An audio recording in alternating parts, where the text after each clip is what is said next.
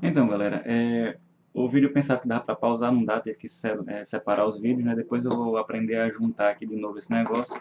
Mas, de todo modo, vamos voltar a partir de onde a gente tinha parado, né? E basicamente é o seguinte, como eu tenho colocado aqui para vocês, né? Terceiro, precisa conhecer da conduta, no caso de calúnia e difamação, e no que eu falo de injúria, né? Basta que a vítima tome conhecimento, não havendo necessidade disso daí ser propalado, tá bom? Então, olha só, injuriar alguém ofendendo-lhe a dignidade ou decoro, maravilha, tomem cuidado quando estiver falando de injúria, porque a injúria, se for proferida contra o funcionário público no exercício de sua função, pode caracterizar desacato, tá certo? Então, veja, injuriar funcionário público no exercício da função em razão dela, você passou a ter o quê? Desacato.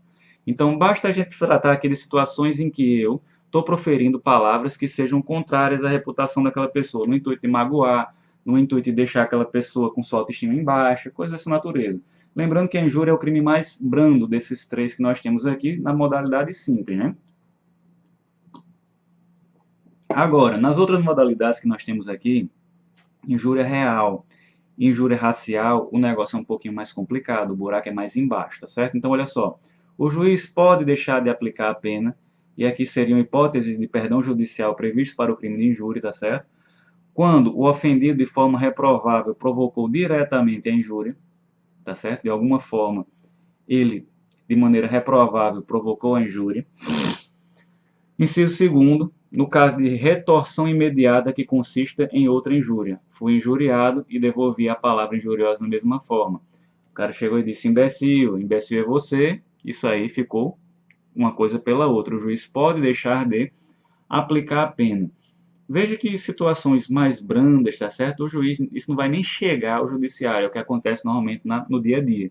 Somente situações que realmente tomem uma dimensão maior, que realmente demandem a atuação do direito penal, isso daí se tornaria relevante. Mas, do contrário, vamos lá. O direito penal precisa realmente tratar disso, cara? Eu acho que não. A gente já tem aí, né, o direito penal tratando de coisas que não deveria. Bens jurídicos realmente muito pequenos, tratando de situações muito individualizadas. Eu acredito que isso aí já não seria mais tão relevante, né? Então, olha só, o parágrafo segundo, aí sim a gente tem uma situação bem mais severa. Eu lembro que eu falei para vocês que quando a gente estava falando de lesões corporais, a lesão corporal poderia ser praticada através de um corte de cabelo, a lesão corporal poderia ser praticada através de uma tapa na cara, coisas dessa natureza. Então, nessas situações que eu tinha tratado lá no crime de lesões corporais, veja que o meu intuito não era, obviamente, causar somente a lesão corporal, mas principalmente o quê? Principalmente o quê? Causar uma lesão à honra deste indivíduo. É aquela coisa de você chegar aí, dar uma tapa na cara do camarada, chamar de você é um moleque, você é um vagabundo, sei lá o quê, você não presta, você não tem coragem. Esse tipo de palavras serve somente para o quê? Para macular a honra do indivíduo, para desmoralizar. Se o intuito é esse, desmoralizar, causar uma diminuição da autoestima, injúria, fechou, acabou, tá certo? Aqui eu não estou tratando de um fato ofensivo à reputação, eu não estou falando de um fato criminoso. Eu estou só colocando palavras que tentam desonrar esse indivíduo, tá certo? Então, olha só. Primeiro ponto, quando o indivíduo, de forma reprovável, provocou diretamente a injúria, deu um beliscão nele, ele pegou e disse, pô, seu isso, seu aquilo, fui agredido verbalmente, fui agredido fisicamente, é, fiquei sabendo de algum determinado fato praticado pelo indivíduo que provocou aquela agressão, a gente já vai ter a possibilidade do inciso primeiro, excluindo a conduta, se o juiz julgar isso como sendo perdão judicial. E na segunda hipótese também nós temos a situação de retorção imediata. Recebi a injúria, proferi outra. Nessas duas hipóteses que estão sendo colocadas aí, percebam, cabível perdão judicial. E como eu falei para vocês, perdão judicial é proferido através de uma, vamos colocar aqui no quadro, né, só para recapitular, não é sentença condenatória nem absolutória, trata-se de sentença declaratória. A letra tá horrível hoje, né?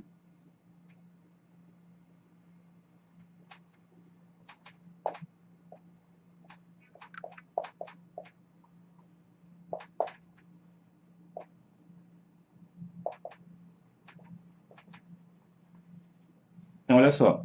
Perdão judicial é uma causa extintiva de punibilidade. Causas extintivas de punibilidade são, olha só, reconhecidas através de uma sentença declaratória de extinção de punibilidade. Nem condeno, nem absolvo. Simplesmente digo que não há mais necessidade de continuarmos com a persecução criminal a partir de então. Tá certo?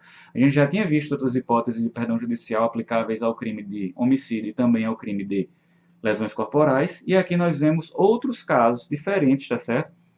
Colocados aqui no parágrafo 1º do artigo 140. Nessas duas hipóteses, beleza, o juiz pode aplicar o perdão judicial tranquilamente. Parágrafo 2º, a gente tem o tal da injúria real, tá certo? Se a injúria consiste em violência ou vias de fato, violência, anotem, sinônimo de lesão corporal. Se a injúria consiste em lesão corporal ou vias de fato, que por sua natureza ou pelo meio empregado se considerem aviltantes, ou seja, desonradoras, violadoras da honra do indivíduo, aí a gente vai ter a pena de 3 meses a 1 ano, além da correspondente à da violência. Ou seja, as vias de fato serão o quê?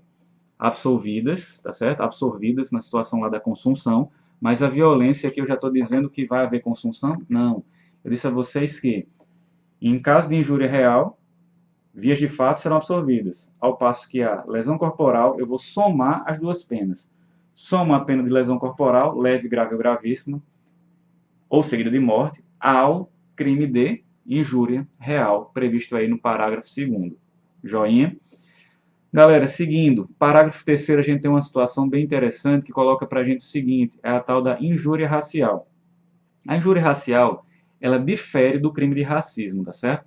O crime de racismo tem previsão em lei específica.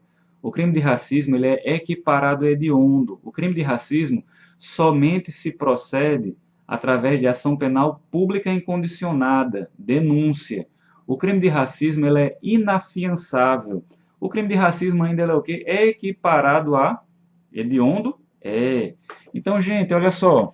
Nessa situação, o crime de racismo tem um tratamento muito mais gravoso. Ao passo que o crimezinho aqui que a gente tem,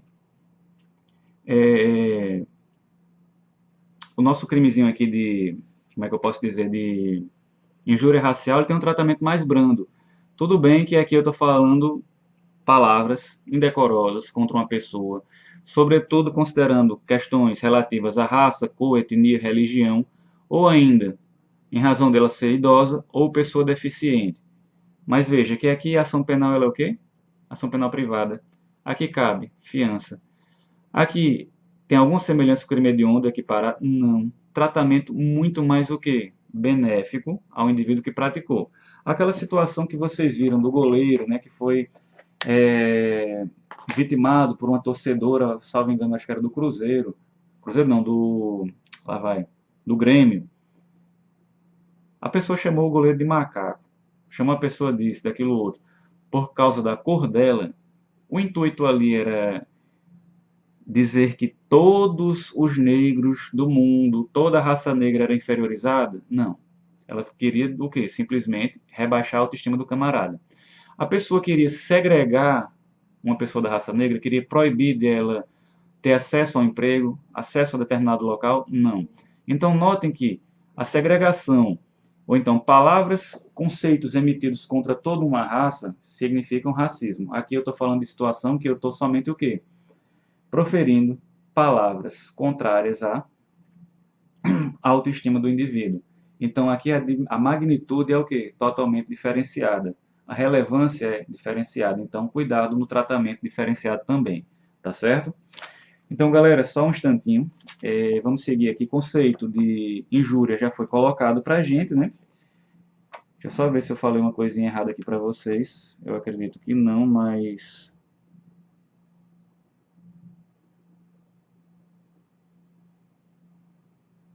falei. O que eu troquei foi o seguinte, eu coloquei para vocês que racismo seria crime equiparado a hediondo. Não, racismo, a situação dele é diferente, tudo bem. Tem um tratamento mais grave, mas hediondo, vamos lá. Lá vai. Tortura, tráfico, terrorismo, só são os equiparados. Genocídio, eu falei a vocês que ele é o quê? Considera-se também o crime de genocídio, hediondo, segundo parágrafo único da Lei 8.072. Muita informação, acabei passando essa informação rapidamente, é equivocada, mas lembrem, hediondos, e temos os equiparados hediondos. Os equiparados hediondos são tortura, tráfico, terrorismo, TTT, tá certo? Rápido demais, o negócio acaba saindo uma besteirinha, um mero equívoco, mas façam um ajuste aí no caderno de vocês. Não há imputação de fato criminoso, a descrição pormenorizada na queixa-crime é realmente necessária. Galera, como é que funciona isso? Você vai fazer uma denúncia, vai fazer uma queixa relativa a crime contra a honra, lembrando, crime contra a honra pode ser objeto de denúncia, desde que seja a situação colocada aí de injúria real praticada através de lesão corporal, tá certo? Vocês vão ver isso daí no artigo 145 do Código Penal, tá certo? E o que há de relevante é dizer o seguinte: quando eu falar de crimes contra a honra, eu preciso especificar no que consistiu o crime. Eu tenho que dizer qual foi o fato criminoso imputado, qual foi o fato desonroso imputado, ou então quais foram as palavras utilizadas. Então, por mais absurdo que possa parecer, eu vou ter que colocar que fulano de tal, no dia tal, na hora tal, em determinada circunstância, chamou o indivíduo vitimado de gay, porco, viado, fresco, bicha, seja lá o que for, negro horroroso, baixinho, sei lá, qualquer tipo de palavra que naquela situação seja utilizada para rebaixar, que seja utilizada para que o indivíduo tenha sua autoestima prejudicada, beleza? Seguindo aqui na nossa análise, galera, olha só. Injúria racial, injúria preconceito, colocado aqui no parágrafo 3º. Cuidado, né? Racismo, o tratamento dele é diferenciado. Racismo, a ação penal é pública incondicionada, inafiançável e também é considerado um crime o quê? Imprescritível. Não é hediondo, mas faz parte dos crimes imprescritíveis que nós temos no Código Penal, que diz? Não, na Constituição Federal. A Constituição Federal coloca racismo e ação de grupos armados, civis e militares contra a ordem democrática e o Estado de Direito como sendo crimes o quê? Insuscetíveis de prescrição. Então, o tratamento para o racismo ele é muito mais severo. Se vocês quiserem dar uma consultada, a Lei 7.716 traz as hipóteses de racismo para vocês. Lembrando que são basicamente duas hipóteses, né? Dois grupos bem gerais. Né?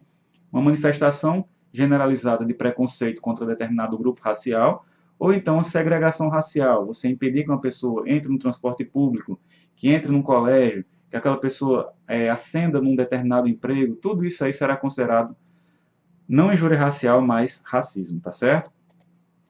Estatuto do Idoso, beleza, previsão lá de artigo 96, parágrafo 1º, injúria contra funcionário público e desacato, a gente já tem falado. Injúria cometida pela internet será da competência da Justiça Estadual, isso aí é mais assunto de direito processual penal, então eu vou passar direto, né? E notas gerais sobre os crimes contra a honra, isso aqui vale um pouco mais a pena, né? Olha só, galera. Trata-se de crimes de dano, não são crimes de perigo, eu preciso realmente causar um dano. São delitos formais, ou seja, não há necessidade de resultado naturalístico, embora ele possa acontecer. Exemplo, eu posso me sentir ofendido. Se eu me sentir ofendido, beleza, eu tive resultado naturalístico. Mas se eu não me sentir ofendido, o crime já está consumado desde o momento em que eu proferi as palavras indecorosas, tá certo? São crimes comuns, tá certo? Cuidado com as imunidades. Parlamentares nem sempre responderão pelos crimes contra a honra. Parlamentares serão protegidos pela imunidade material, ou seja, não praticam crime. Parlamentares são protegidos por suas opiniões, palavras e votos. Então, parlamentares federais, parlamentares estaduais que profiram palavras, votos, onde, de certa forma, eu posso caracterizar uma calúnia, uma injúria, difamação, eles não responderão porque eles têm essa imunidade material. Estão salvaguardados disso, tá certo? Cuidado com o vereador, porque o vereador, segundo o entendimento jurisprudencial, somente na circunscrição do município onde ele trabalha, aquele indivíduo terá o quê? A sua imunidade material também. Advogados, cuidado com o detalhe, né? O advogado, segundo o estatuto da OAB, ele poderia praticar o quê? Difamação, injúria e desacato. Desacato, cuidado, foi declarado inconstitucional pelo Supremo, então aí a gente tem que ficar atento a esse detalhe. O Estatuto da OAB só autoriza o advogado, no exercício da sua profissão, a realizar o quê? Conduta de desacato e injúria, desde que esteja o quê? No exercício da causa e para o exercício da causa. Não é totalmente desassociado. A gente vai ver daqui a pouco que temos aqui as exclusões de crime no artigo 142. Sujeito passivo, ou seja, a vítima, precisa ser conhecida e precisa ser determinada. Eu não posso simplesmente praticar crimes contra a honra, contra toda a coletividade. Pessoas desonradas podem ser vítimas? Podem. A pessoa é prostituta, tá certo? A pessoa prostituída, ela é uma pessoa desonrada? Alguns podem até dizer que sim, mas aí eu ainda posso incidir na conduta, tá certo? De praticar um crime contra a honra ao divulgar aquela informação que ela não desejava que se tornasse pública, tá certo? Doentes mentais e menores de 18 anos são pessoas, pessoas podem ser vítimas sem qualquer problema. Agora, pessoa jurídica e morto a gente tem situação particular. Pessoa jurídica, galera, ela pode ser vítima tanto de calúnia como pode ser vítima de difamação. Por quê? A pessoa jurídica, ela pode praticar crime? Pode. E eu posso pegar e chegar na qualidade de agressor e dizer que determinada pessoa jurídica estava praticando crime ambiental. Isso daí vai ser uma calúnia praticada contra uma pessoa jurídica. É criminosa, sim. Morto a gente já tinha tratado, é punível o crime de calúnia contra morto, somente calúnia, não fala difamação, não fala em injúria, tá certo? Elemento subjetivo, doloso, não se admite forma culposa e também, veja, eu tenho que ter a intenção, a seriedade na conduta que eu estou realizando. Se eu estou brincando com uma pessoa, estou numa situação de tirar onda, brincar com outro, tirar sarro com a cara de alguém, a gente está se valendo do tal do animus jocandi, tá certo? Intenção de brincar. Isso daí não é intenção de macular, sujar a honra de ninguém. Então eu não posso ser responsabilizado pelo crime contra a honra também, tá certo? Aqui a gente tem situações colocadas em que não é crime narrar determinado fato, crítica honesta e merecida para auxiliar alguém, para se defender, uma ofensa que foi dita em juízo, e também para corrigir, pai que corrige filho, a demonstração verbal e também na situação em que há aconselhamento. Nessas hipóteses, está evidenciado que não há o intuito de sujar ou diminuir ninguém, tá certo? Disposições comuns, galera, olha só, as penas combinadas ou previstas neste capítulo serão aumentadas de um terço. Se é aumentado de um terço, aqui eu estou falando de causa de aumento de pena previsto na terceira fase da dosimetria da pena. A causa de aumento de pena, ela pode fazer com que haja o... como é que eu digo? Eu posso extrapolar as margens previstas para um crime, por exemplo, eu estou aqui com a pena de, vai lá, 5 a 10 anos. Se eu tenho a incidência de uma causa de aumento de pena e esse crime já estava com a pena intermediária lá fixada em 10 anos, ou seja, no limite, eu posso ter um aumento de um terço e isso extrapolar 10 anos, tá certo? Só recapitulando aquela historinha que eu já disse, né? Terceira fase da dosimetria, causa de aumento de pena permitem que eu extrapole as margens, tanto pena mínima como pena máxima. Causa de aumento, causa de diminuição, beleza? Aqui vamos lá. Aumento de um terço se o crime é praticado contra o presidente da República ou chefe de governo estrangeiro. Cuidado que, se isso for praticado em conotação política, aí eu vou sair do Código Penal e a tutela vai ser da Lei de Segurança Nacional, tá certo? Será um crime político. Se for contra funcionário público no exercício de suas funções, também teremos um aumento de um terço. Na presença de várias pessoas ou que uma situação que haja uma facilidade de propalação, ou seja, divulguei no jornal, também terá aumento de um terço. E também terei aumento de um terço nas situações em que o crime é praticado contra a pessoa maior de 60 anos ou portadora de deficiência, exceto no caso de injúria. Exceto no caso de injúria, porque a injúria já será o quê? Olha só, injúria, ela já vai ter uma pena diferenciada se o indivíduo pratica aqui na situação de injúria racial. Lembra só, olha aqui. Contra pessoa idosa ou portadora de deficiência, parágrafo 3º do artigo 140. Por isso que não vai ter esse aumento de pena aqui do 141. Joia? Fechado aí, galera. Olha só, se o crime é cometido mediante paga ou promessa de recompensa, pena dobrada. Também aí uma causa de aumento de pena. Beleza? Exclusão de crime, última parte aí pra gente, né? A outra parte realmente vai ficar para a sala de aula, que é retratação e situação do 144 e 145. 144 e 145, só para constar aquela situação da titularidade da ação penal que eu já passei. Período de explicações realmente é algo totalmente irrelevante. E requisição do Ministro da Justiça quando se tratar de vítimas previstas aí no inciso 1 do 141 e representação do ofendido, no caso, o inciso 2 do artigo 140, parágrafo 3º, injúria praticada contra funcionário público. Tem uma peculiaridadezinha aí, mas vai ficar para depois, tá certo? Então, voltemos, né? Aqui, exclusão do crime, artigo 142, fala para a gente o seguinte: não constituem injúria ou difamação puníveis. Isso daí a gente tem o quê? Causa de exclusão de ilicitude, tá certo? Causa especial de exclusão de ilicitude. Lembrando, nós temos as causas gerais, estado de necessidade, legítima defesa, estrito cumprimento de dever legal, exercício regular do direito, previstas na parte geral do Código Penal e aplicáveis a todos os crimes. Temos a causa supralegal, ou seja, aquela que foi criada doutrinariamente, que é o consentimento do ofendido, que se aplica a todo e qualquer crime, desde que a lesão praticada mediante consentimento seja uma lesão leve. E também temos as causas especiais de exclusão de ilicitude, que são previstas para crimes específicos. Aqui nós temos o 142, que trata de difamação e injúria. Falou de calúnia?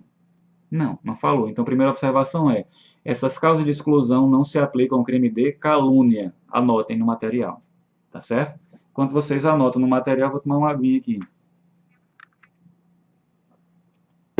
Então, gente, 142 coloca para a gente o seguinte: não constituem injúria ou difamação punível a ofensa irrogada em juízo, ou seja, na discussão de uma causa trabalhista, civil, penal, seja lá o que for, a parte ou o procurador ou o seu defensor vai lá e profere palavras de injúria ou palavras de difamação. Calúnia está fora, tá certo? Nessa situação, o que é que vai acontecer? O indivíduo não será responsabilizado criminalmente, desde que esteja proferindo essas informações na discussão da causa. E isso daí seja contra a outra parte, seja contra uma testemunha, mas não contra um promotor de justiça na qualidade de custos legis, e também não contra o juiz, que o juiz está ali na qualidade de terceiro imparcial. Essa situação é parte e advogado, que serão protegidos desde que estejam em juízo na discussão da causa, no calor da causa, do momento e tudo mais, defendendo seu cliente e tal. Ele vai lá proferir palavras injuriosas, difamatórias contra a outra parte, contra uma testemunha, mas não contra o juiz e não contra o Ministério Público quando ele estiver lá como fiscal da lei, porque aí, meu amigo, não tem nada a ver, né? Então, olha só: a opinião desfavorável de crítica literária, artística, científica. Veja, eu posso ter um crítico que chega e diz: olha, tudo que você fez na sua vida toda foi uma porcaria, você não teve nada relevante na obra literária deste país, e digo lá um bocado de coisa. Aquela pessoa malvadinha, tá certo? Veja, uma coisa é você fazer uma crítica merecida, outra é você querer sujar a reputação daquela pessoa e proferir palavras só para fazer o mal. Se foi algo merecido, se foi algo dentro dos limites adequados e escapou uma palavrinha injuriosa, aí não vai ser punível. Outra é se eu me exceder propositadamente no intuito de causar prejuízo. Respondo pelo crime de difamação, pelo crime de injúria, sem qualquer problema.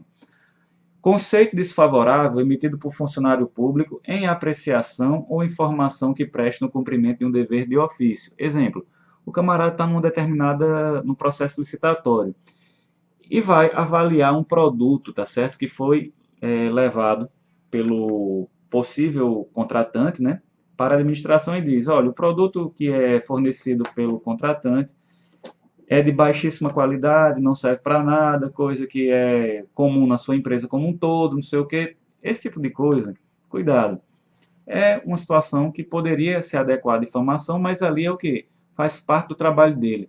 Ele precisa realmente expor aquele tipo de situação justamente para prezar pelo bom desempenho da administração, pelo patrimônio público, por aí vai. Então, ele tem esse dever de ofício, ele não pode ser incriminado por isso, ele está autorizado, e nós temos aí uma causa de exclusão de ilicitude.